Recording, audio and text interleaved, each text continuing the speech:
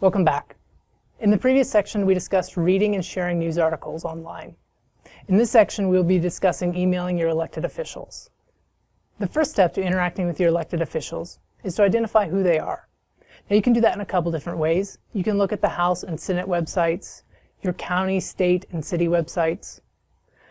But fortunately, there's a method that'll save you a lot of time, and that's using the website MyReps. But exactly how effective are emails? Does anyone read them? Well, 90% of congressional staffers believe that individualized constituent messages are helpful. And 79% believe that personal stories related to how the proposed policy will affect you are helpful. And 91% of congressional staffers believe that information about how a proposed policy will affect other constituents is helpful. But why do we care about the opinions of congressional staffers? Well, congressional staffers do a lot of the work. A representative's office can have upwards to 18 staff members, where a senator's office can have all the way up to 60 staff members. And these staff members fulfill a variety of roles, such as staff assistants, caseworkers and research assistants, legislative correspondents, grant staff, and more. The legislative correspondent is the one relevant to your emails. They monitor all incoming messages and draft responses to constituents.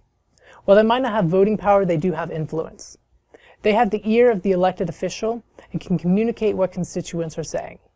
So now that we've identified our elected officials, how do we send them an email?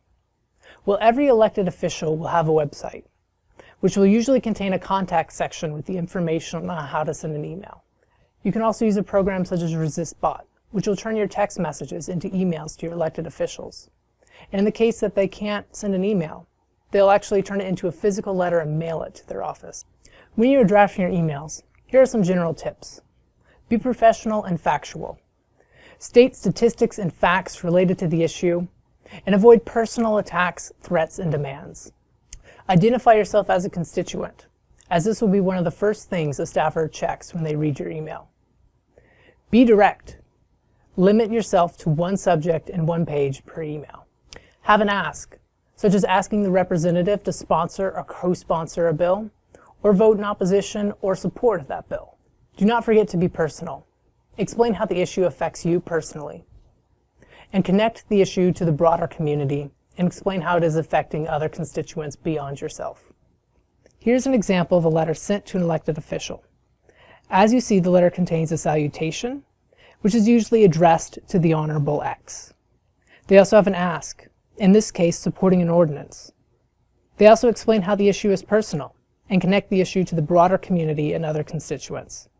And they end by asking for a response and with a signature line. Now, it is important to know that responses can take a lot of time. In my own personal experience, I once waited 6 months to receive a response from my representative. Thank you for completing this section on emailing your elected official. Now, your next step is to return to your personal advocacy plan. You're going to identify your elected officials and figure out how you can contact them. In this section, we covered how to email your elected officials. And I hope you'll join us for our next section as we talk about posting on social media.